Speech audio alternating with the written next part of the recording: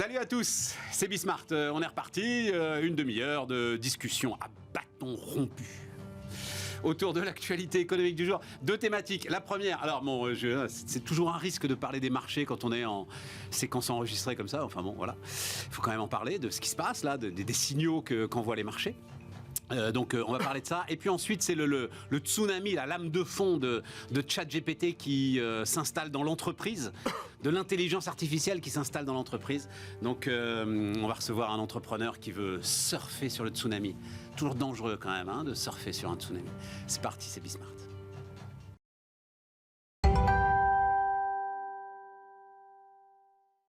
Donc, on démarre. Jean-Pierre Petit, salut Jean-Pierre. Salut Stéphane. Je le dis, c'est toujours un risque. Donc, pour que vous le sachiez, dans nos cuisines, on enregistre à peu près 3-4 jours avant que cette émission soit diffusée. Donc, quand on parle des marchés, c'est toujours un truc un tout petit peu risqué. Mais bon, c'est pour ça que j'ai mis une économie en mode résistance. Ce que valident là les marchés, c'est finalement que la catastrophe annoncée n'a pas eu lieu une fois de plus. Absolument. Voilà, c'est ça. Et de l'extraordinaire résistance américaine, puisque c'est elle qui domine le monde de l'économie et des marchés. Donc fondamentalement, l'économie américaine, vous voyez, fait 2,5 cette année. Elle faisait 1,9 l'an dernier. Elle va vers 1,6, 1,7 l'année prochaine. Tu parles de taux de croissance, là. Taux de croissance. Ouais. Donc elle fait 2, malgré l'accumulation des chocs négatifs. Ouais. Enfin, je veux dire, le choc inflationniste le plus important depuis 40 ans, le resserrement monétaire le plus important depuis 40 ans, une guerre en Europe, zéro Covid en Chine, une mini-crise bancaire au printemps dernier. Ouais. Et voilà, elle est capable de faire 2. 2000 milliards de... Enfin, si on agrège le plan infrastructure et ce qui est en train de devenir l'IRA... Oui, mais je rajoute 2000 milliards déversés sur 3 ans. Là, oui, mais ça augmente la croissance potentielle future, les infras, l'intelligence, enfin, la tech, on va dire, la tech. Et la transition énergétique. Enfin, la transition énergétique, c'est un peu plus compliqué, mais disons que ça ajoute du potentiel de croissance. Voilà. Et donc, ils ont raison de le faire. Tu es d'accord avec moi, le truc le plus important de la semaine, c'est cette étude, je ne sais plus quel cabinet de conseil, sur les investissements industriels dans le monde. Et l'Amérique qui creuse l'écart, mais de manière phénoménale, gigantesque. La rénovation du capital, c'est exceptionnel par rapport à l'Europe et à la Chine. Oui, et si je puis me permettre une remarque, Stéphane, lorsque tu étais à BFM, j'étais déjà intervenu il y a plusieurs années pour dire que depuis Lehman, très clairement, depuis la grande crise financière, il y avait un différentiel d'efforts d'investissement entre l'Europe et les États-Unis qui était à l'origine du différentiel de productivité et qui s'est renforcé au cours des dernières années. C'est clair. Voilà. Et donc, et la productivité, c'est la clé pour le développement. C'est la clé pour le niveau de vie, c'est la clé pour les capacités de financement des chocs futurs ou des défis futurs. Que ce soit dans la transition numérique, dans la transition énergétique, mais aussi dans les infras, y compris traditionnelles, l'eau par exemple, etc., les infras de transport, etc., ou que ce soit l'économie de défense. Et à l'arrivée, ce qui se creuse, alors j'ai pas prévu le graphe, mais on pourra vous le remettre, je pense. Alors on me dit, faut se méfier de cet indicateur, c'est le PIB par tête. C'est l'économiste Étienne Vasmer qui était venu, je ne sais pas si vous vous en souvenez, l'année dernière, nous parlait, mais c'est un effondrement en fait, auquel on assiste en Europe par rapport à la croissance permanente des États-Unis sur le PIB par tête. Alors alors je ne sais pas ce que tu en penses toi en tant qu'économiste, c'est un indicateur un peu compliqué, mais enfin bon, quand tu te retrouves sur un tel différentiel, c'est vraiment... Mais c'est ta thèse depuis très longtemps, Jean-Pierre, toi tu mets l'euro là-dedans. Oui. Toi, tu penses que la création de l'euro, en fait, est le ver dans le fruit de l'ensemble du recul européen depuis 20 ans. Il n'y a pas que ça, faut être honnête. Mais c'est une racine, en fait, quand même. Ça nous a empêché de nous ajuster, ça nous a permis de faire des conneries, en fait. Oui, c'est ça. Que ça nous a protégés, les déficits publics, les créances éternelles de toutes les minorités, enfin bref, notre recul économique et même un peu démocratique, qu'on a constaté depuis tant d'années. Il n'y a pas que ça, il y a toute une série d'autres facteurs. Mais c'est vrai que l'Europe a joué plutôt un rôle défavorable. Souviens-toi, tu disais japonisation de l'Europe. Oui, mais c'est ce qu'on a vu. C'est ce qu'on a vu. Mais t'ajoutais européanisation des États-Unis. Et là-dessus, ils ont finalement résisté. Ça, il y avait une menace. Et ça, c'est vrai. Et je m'excuse de le dire, si jamais je te choque ou je choque un certain nombre des auditeurs. Je trouve que Trump... Oh non. Ah mais oui, mais mon pote, il est désagréable. Je suis d'accord qu'il est vulgaire, il est violent. Non, il n'est pas violent, il est dangereux.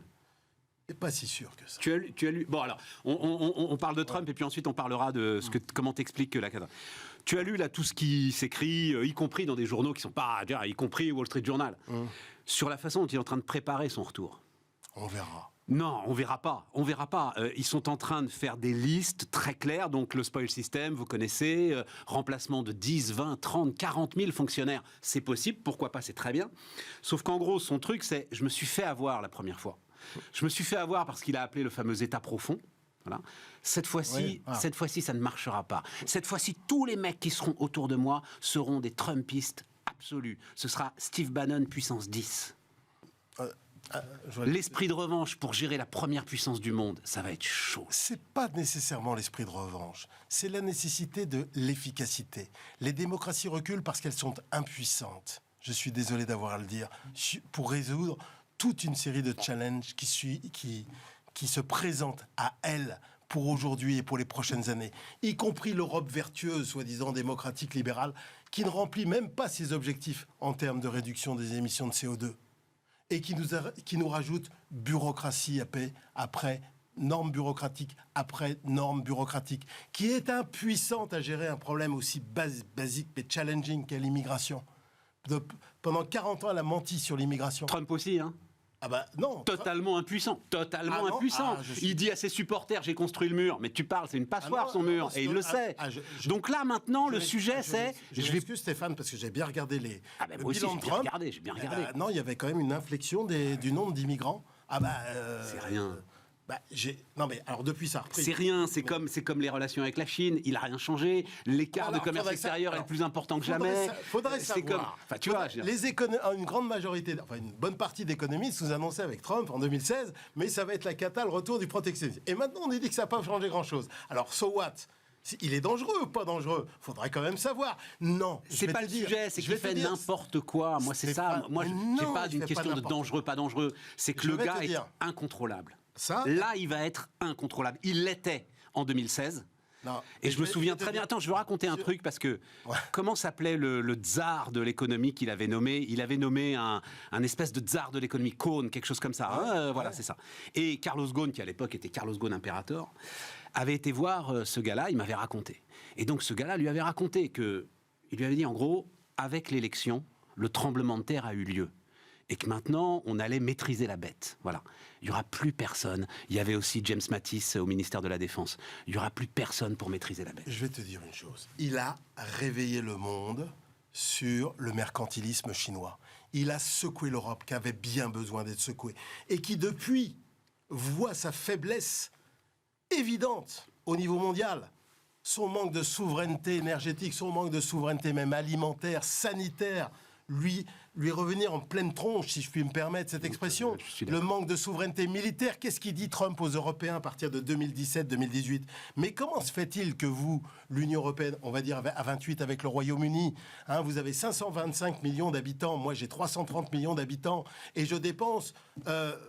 vous dépensez, vous, en termes militaires, qu'un tiers de ce que je dépense. Soyez un peu responsable avant de nous critiquer. Ouais, là, et sur tout le reste. Ils sont où les... Tu vas inviter quelqu'un tout à l'heure sur l'intelligence artificielle. Ouais. Ils sont où les concepteurs de l'intelligence artificielle ? Ils sont où les utilisateurs de l'intelligence artificielle ? Ils sont aux États-Unis. Pourquoi on est des gros losers depuis tant de décennies ? Pourquoi l'Europe, qui soi-disant... Tu peux rajouter Moderna et le Covid, hein ?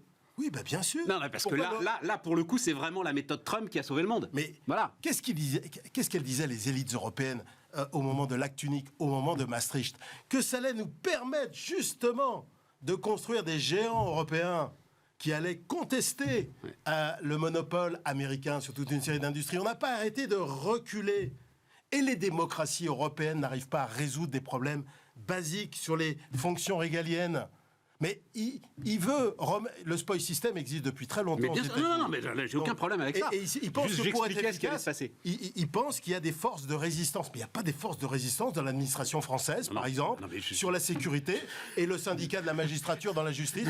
Mais comment veux-tu que... Non, mais moi, je ne jette pas le bébé avec l'eau du bain. Le concept d'État profond est un concept très intéressant. Et sans doute, par exemple, Mitterrand et la gauche, a-t-il dû l'affronter en 81 ? En l'occurrence, tant mieux. Mais là, c'est l'inverse. Parce que le système éducatif en France, la justice en France, le secteur public ultra syndicalisé, est-ce que c'est pas la principale force qui se heurte à toutes les velléités de réformes structurelles depuis 40 ans en France. Nicolas Sarkozy sort de ce corps, sans doute. Ben voilà, voilà. Je vais ajouter un truc qui va te faire plaisir, parce que tu parlais à un moment du CO2. J'ai vu ça. Donc, le truc aussi, c'est Trump climato-sceptique. Donc ça, pour le coup, c'est vrai. Son dernier discours, il dit c'est un marché de dupes. Voilà. Sauf que j'ai vu ce chiffre que j'ai trouvé très intéressant quand même. Sous donc, Biden, les Américains ont battu leur record de production de pétrole. Oui. Ce fameux peak oil là, on court derrière le peak oil depuis au moins 2 ou 3 décennies. Bon bah là, c'était 2019 et cet été, ils ont battu le record de production de 2019. Je reviens sur le mercantilisme chinois parce que je m'en souviens très bien en 2016. Moi, je contestais ça.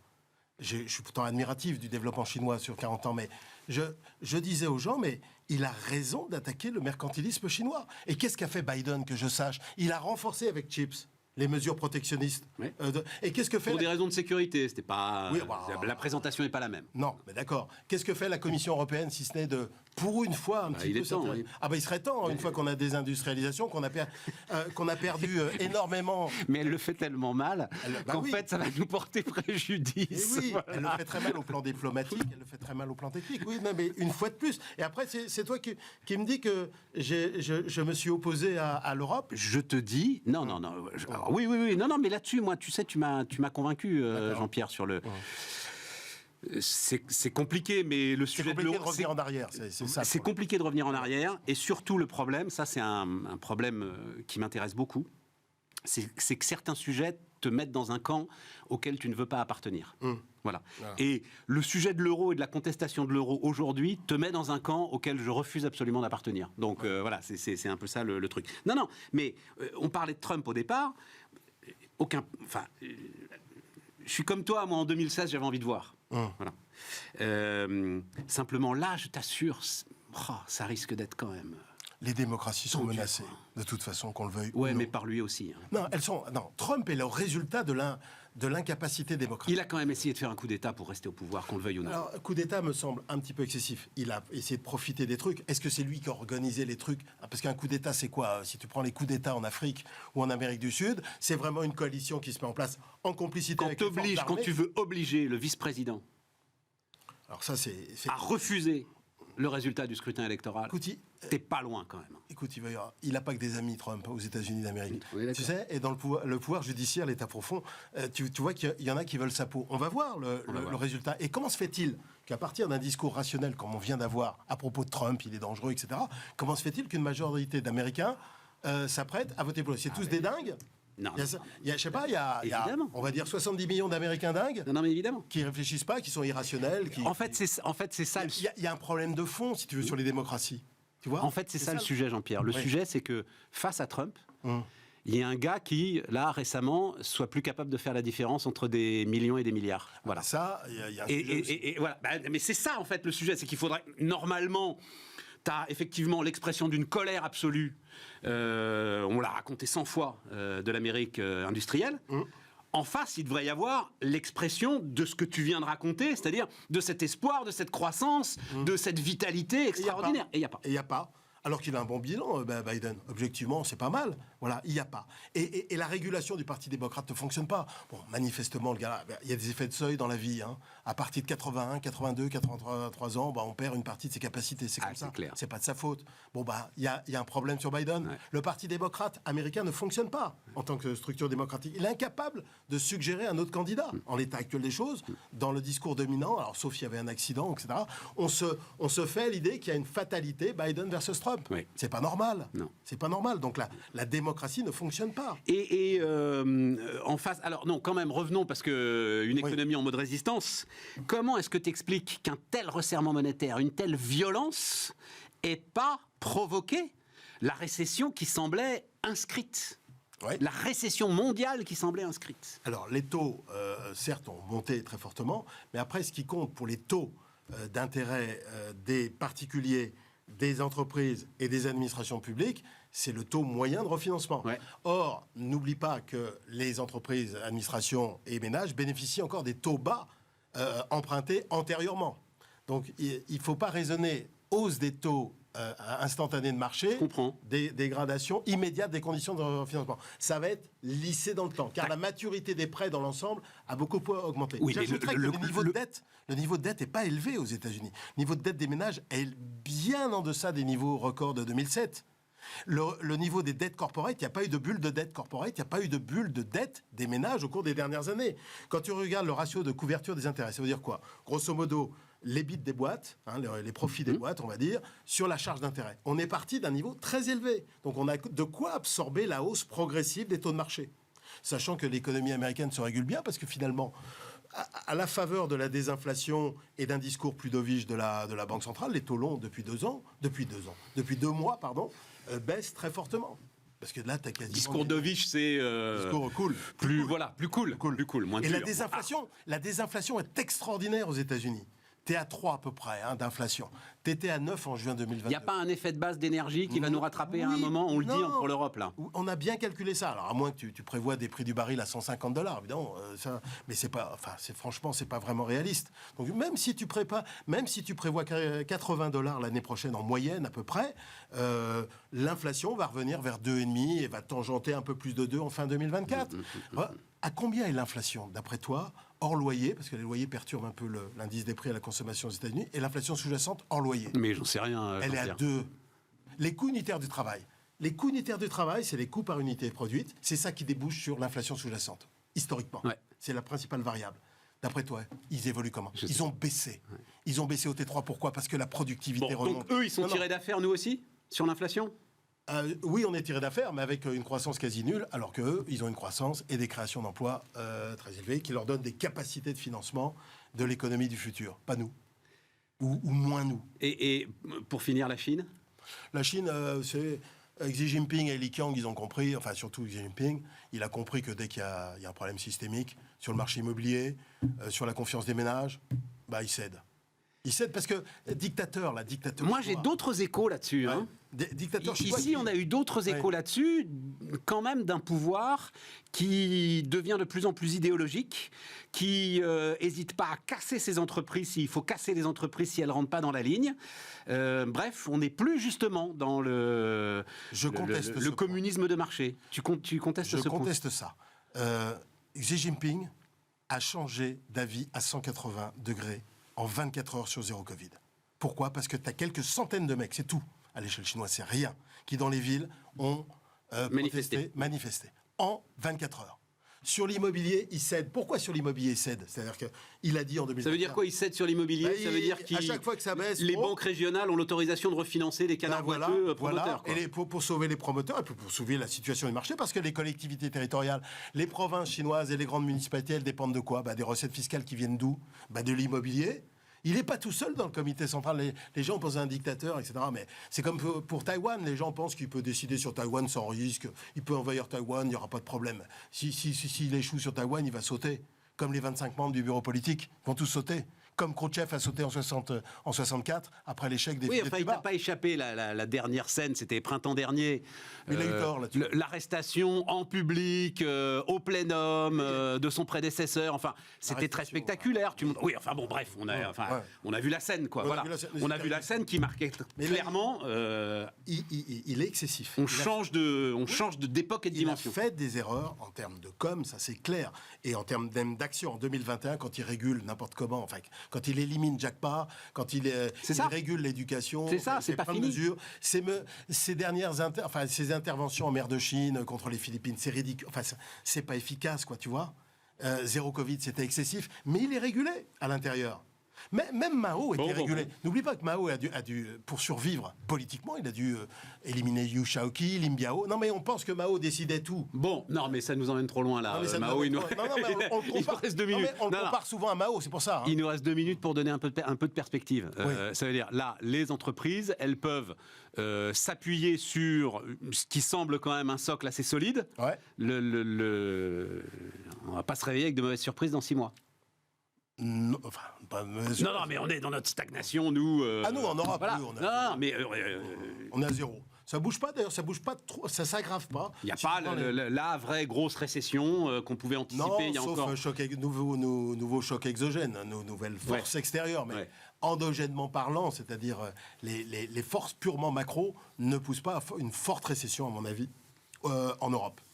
Bon. Et pas aux États-Unis non plus. Bon. Voilà. Et donc le record de la bourse est justifié. Le record, mais tu sais, il y a plein de records. Hein. Le PIB mondial n'a jamais été aussi élevé. Tu m'as toujours dit ça, tu m'as toujours dit structurellement les actions montent. Voilà, c'est comme ça. Dans l'histoire. Dans l'histoire. Ce qu'il faut, c'est pas trop se gourer sur le market timing. Pas rentrer au moment où tout le monde rentre. C'est ça le problème. Voilà. Et pour les particuliers, c'est un peu difficile, c'est tout. Sauf si vous avez 20 ans, voilà. Non, si mais vous avez 20 ans, c'est... Oui, si vous avez... normalement. Mais sauf que même à 20 ans, tu as des besoins de liquidité. Tu as un petit passif. Voilà. Tu as des projets immédiats. Voilà, c'est ça le problème. Voilà. Bon. Ben voilà. Merci Jean-Pierre. Joyeux Noël. Joyeux Noël. On va pas s'ennuyer l'année prochaine. Et puis on reparlera de Trump. Effectivement, ce sera probablement l'événement le plus important. Sans aucun doute. Oui. Et pour moi, la menace systémique en fait, même si tu partages pas ce pessimisme. Et j'en suis ravi. Bien, comme ça on aura l'occasion d'en reparler. On aura l'occasion d'en reparler. L'intelligence artificielle, donc. Oui, tout ce qu'on peut faire, nous, c'est l'intégrer dans les boîtes, à défaut de l'inventer. Allez, c'est parti, c'est la suite de Bismart. L'intégrer dans les boîtes et la réglementer aussi. Ouais. Et la fiscaliser.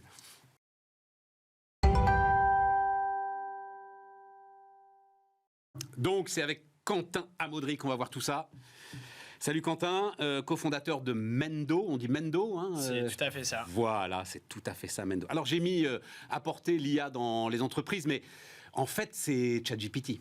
Je crois que tu décris, je lisais un papier dans les Échos, tu décris ce qui se passe là en ce moment comme un tsunami.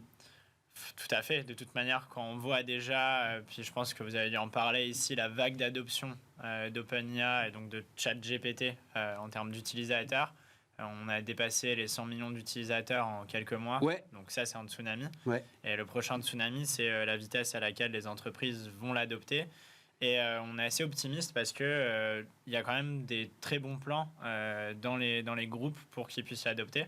Maintenant, la vraie question est aussi ce sur quoi on est positionné. Puis c'est une question qui est beaucoup plus complexe, vu qu'elle est plus irrationnelle. C'est l'humain à l'intérieur de ça. Non, mais c'est ça, c'est tout le sujet. Comment on entraîne l'humain. Le premier réflexe, quand même, alors c'est très intéressant, je l'ai raconté, j'avais réuni, donc c'était au printemps dernier, un certain nombre de chefs d'entreprise, notamment entreprises de taille intermédiaire, et il y avait vraiment deux visions du truc. Il y avait la vision...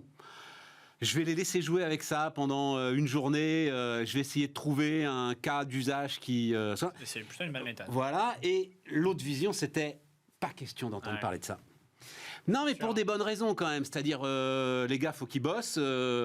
Ça va être une chute de productivité de malade parce qu'ils vont s'amuser comme des petits fous. Et derrière, est-ce que j'ai vraiment, moi, des cas d'usage là-dessus? Moi, entreprise de taille intermédiaire, j'ai des doutes. Voilà. C'est sûr. Forcément, de toute manière, quand il y a des nouvelles technologies, la première réaction, c'est le pragmatisme. On a tellement fait face à des technos qui allaient révolutionner plein de choses et qui, au final, devenaient des gadgets.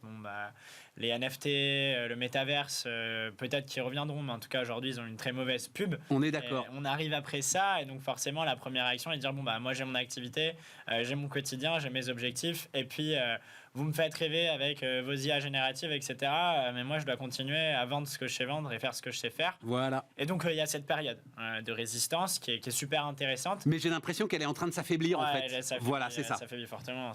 Je pense que si je réunissais les mêmes aujourd'hui, tous me diraient, on n'a pas le choix, il faut y aller. En gros, c'est ça. C'est qu'on a eu cette phase d'adoption qui s'est transformée tellement rapidement. Je pense qu'il n'y a quasiment aucune technologie qui a fait ça aussi vite. Et c'est là où ça amène un tsunami. C'est que ça demande du changement très rapide. Ça entraîne du changement très rapide. Et pour avoir du changement très rapide à grande échelle, ça implique plein de choses. Ça implique des changements de structure, ça implique des changements de faire les choses, de processus, ça implique des changements humains. Et donc, mais Quentin, est-ce qu'on va pas se mettre à faire n'importe quoi? Nous, dans les entreprises, faire n'importe quoi. La grande crainte, là, tout de suite, là, c'est la fuite de données.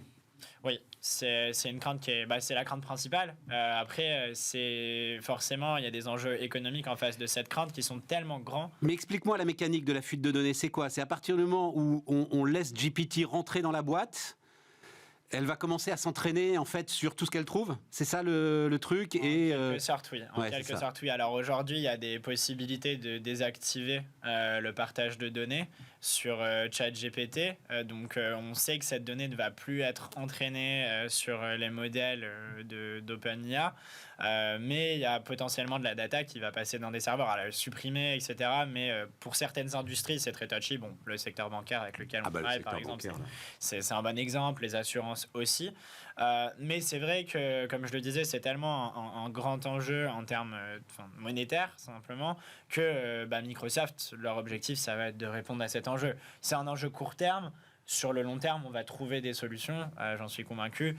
Et Microsoft commence déjà à assurer sur certains outils qu'il y a de la data qui sera totalement supprimée. Et donc, que ces enjeux, ils vont être de moins en moins grands. Il y aura des nouveaux enjeux. Enfin, en fait, ils vont être comparables à ceux qu'on a aujourd'hui dans le cloud. Exactement. C'est ça. Soit vous acceptez, soit vous faites confiance à Microsoft, en gros. Voilà. C'est ça. Soit vous avez votre truc on-premise, mais bon, c'est un peu compliqué. Mais moi, ce qui m'intéresse, tu dis, il y a un sentiment d'urgence. Donc toi, tu faisais globalement, la boîte s'est montée avant ce tsunami. Tout à fait. Hein, on est d'accord.